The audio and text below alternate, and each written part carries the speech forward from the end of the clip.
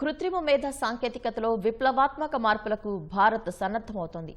భూమిపై ఉన్న డేటా సెంటర్లకే పరిమితం కాకుండా ఏకంగా అంతరిక్షంలోనే ఏఐ డేటా సెంటర్ను ఏర్పాటు చేసేందుకు దేశీయ deep tech cloud platform Neev cloud సన్నాహాలు చేస్తుంది. ఈ మేరకు ప్రతిష్టాత్మక ఏఐ సమిట్ వేదికగా నీవ్ క్లౌడ్ కీలక ప్రకటన చేసింది.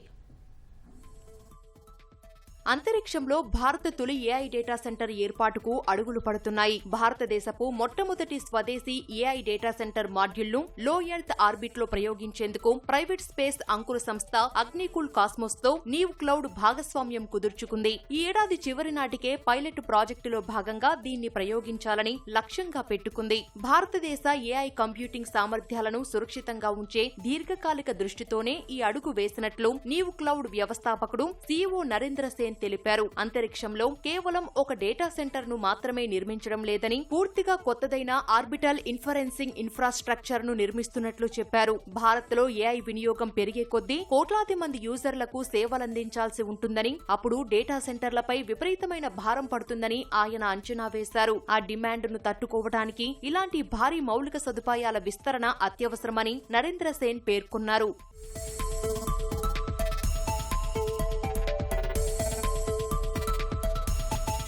ఏఐ మోడల్స్ కు శిక్షణ ఇచ్చే భారీ కార్యకలాపాలను భూమిపైనే నిర్వహిస్తామని నరేంద్ర సేన్ స్పష్టం చేశారు. ఇందుకోసం మధ్యప్రదేశ్, ఛత్తీస్గఢ్, మహారాష్ట్ర వంటి విద్యుత్ మిగులు రాష్ట్రాల్లో భారీ ఇన్లాండ్ డేటా సెంటర్లను నిర్మిస్తున్నట్లు తెలిపారు. మోడల్ శిక్షణ కోసం ఇతర రాష్ట్రాలతోనూ చర్చలు జరుపుతున్నామన్నారు. అయితే అంతరిక్షంలో ప్రయోగించే సిస్టమ్స్ ప్రధానంగా ఇన్ఫరెన్స్ టాస్క్ల అంటే యూజర్ అడిగిన వెంటనే ఏఐ మోడల్ తన డేటాబేస్ నుంచి అత్యంత వేగంగా సమాధానం వెతికి ఇవ్వడం కోసం మాత్రమే పనిచేస్తాయని ఆయన స్పష్టం చేశారు.